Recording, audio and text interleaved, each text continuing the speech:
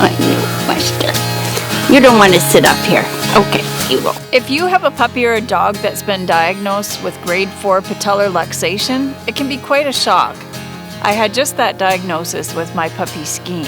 I'd like to share with you some of the things I've learned about grade 4 patellar luxation, including some of the subtle and some of the not so subtle symptoms. I'm also going to talk about my plans for his treatment and some of the things I've had to consider in order to make those decisions.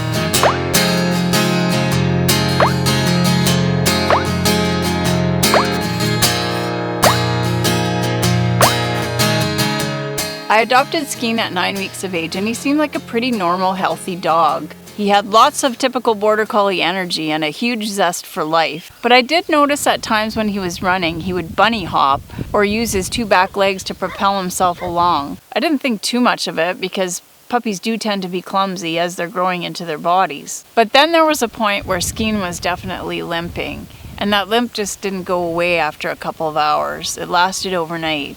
I called the vet and made an appointment. My vet gave him a physical examination and pretty much knew right away that there was something not quite right. We had x-rays done, and with some input from a surgeon, it was determined that Skeen had grade 4 patellar luxation. My vet recommended that Skeen should have surgery as soon as possible in order to avoid future complications. I'm obviously not a vet, but the problems that can come up, as I understand them, are to do with limb deformities, problems with the muscles, and tendon contracture. Making the decision about surgery was actually very scary for me because you just want to make sure that you have the most qualified surgeon that really can do the best job. Skeen's condition is quite advanced, and although on the outside he looks like a happy-go-lucky little puppy, he actually has quite a painful condition going on, and it really just can't be left on its own. The actual surgery requires a real skill level, and I really want the best outcome for Skeen. I was able to book surgery with a highly qualified,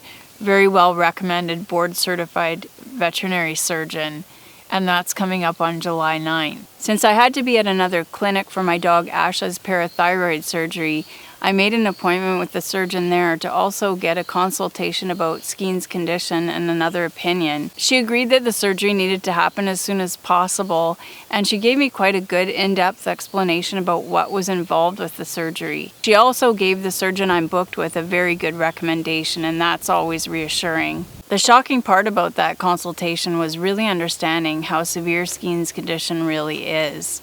Basically, she gave me two options. It was do surgery or amputate. To be honest, at this point it's pretty easy to see that Skeen does not like to put weight on his back right foot. He's still a happy little dog, but it doesn't mean that he's not in pain. My understanding is that basically the longer the surgery is put off, the less potential for success in his particular situation. Patellar luxation is fairly common in small dogs and often is not as serious as it is in Skeen's case. It's actually for me been important to talk to a board-certified surgeon to really understand the situation. This is somebody that's trained in these specific surgeries that should really understand them very well. I have to admit that when I first got the news of Skeen's condition, I was a little bit shocked and a little bit upset. I adopted this dog because he's a Border Collie and because I like doing activities and dog sports with my dogs. Honestly, the prospects of agility and disc and some of the activities I'd envisioned for him, they may not be in his future. I'm still hopeful that the outcome will be the absolute best, most positive outcome for him, but ultimately he's just a lovely and sweet dog. And to be honest, my upset is probably more to do with what I want for him than what I expect from him.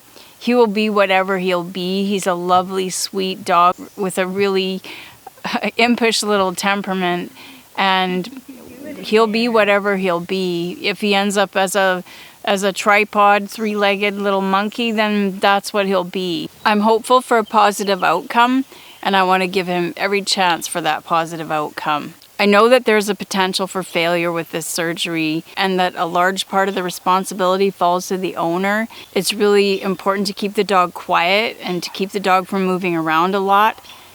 That is no small challenge with a Border Collie. So in the next couple of weeks before the surgery, I'll be coming up with a game plan I'll be thinking about things I can do to keep Skeen busy.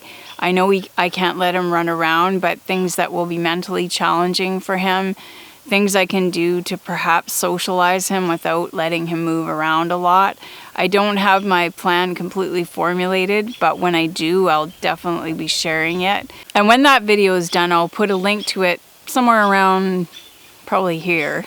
Skeen is a super special puppy, so no matter how things turn out, he's going to be an amazing dog.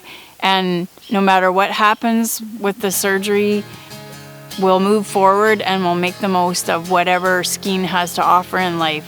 And if that means trick training, which is actually kind of my favorite thing, then we'll work on trick training. I'm sure that we could do three-legged canine freestyle. Skeen has a ton of potential no matter how things work out for him. But I'm still hoping for the best, and I'll do my part to give him the best opportunity in life. All the best to you and your doggies, and we will see you next time.